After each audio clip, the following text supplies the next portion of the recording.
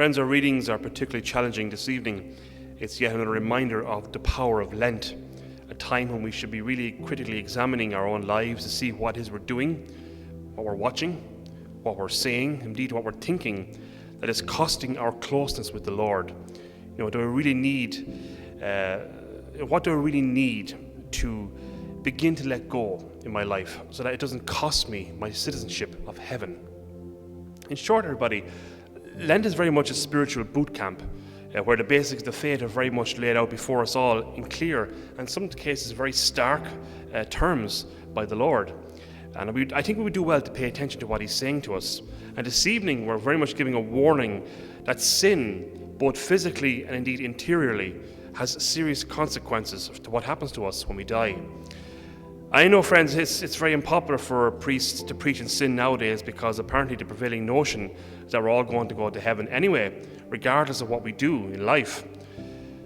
Well, Scripture, the Word of God, indeed Jesus himself would have a lot to say about that, which very much contradicts that non-Christian notion.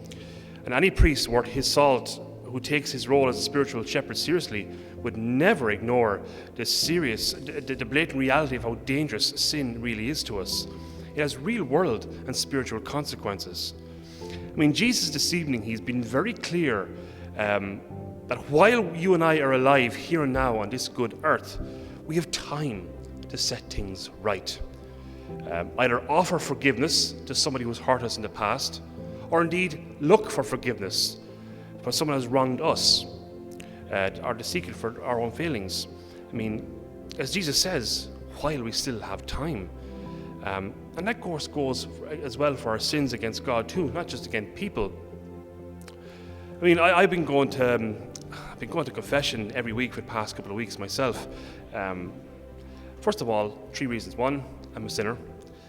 2, I, at the moment, have an awful lot of deliverance ministry at work at the moment, and so I'm trying to give over to the Lord everything I possibly can think of, so the enemy has no reason to latch onto me in that ministerial work.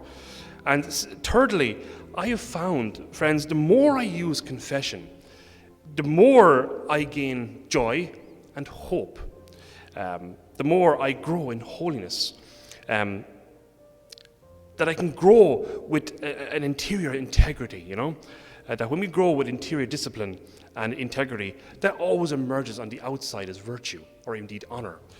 Our Lord God, friends, again, he's very clear in the first reading we heard this evening that Joy proclaimed, of the seriousness of sin, and I quote, "When one renounces their integrity to commit sin and they die because of this, they die because of the evil that they themselves have committed.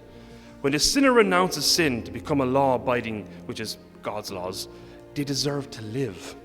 They have chosen to renounce their previous sins, and they shall certainly live." And friends, when the Lord is talking about living there, he's talking about heaven, okay?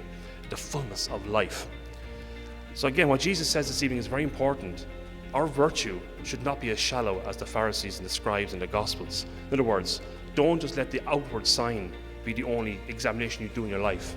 Get working in here with the Lord. It's very, very important, which is where confession comes into play in a most beautiful and powerful way. So friends, my point this evening is simple as that to remind us all, with the ashes we received last week, we were told to repent and to believe the gospel.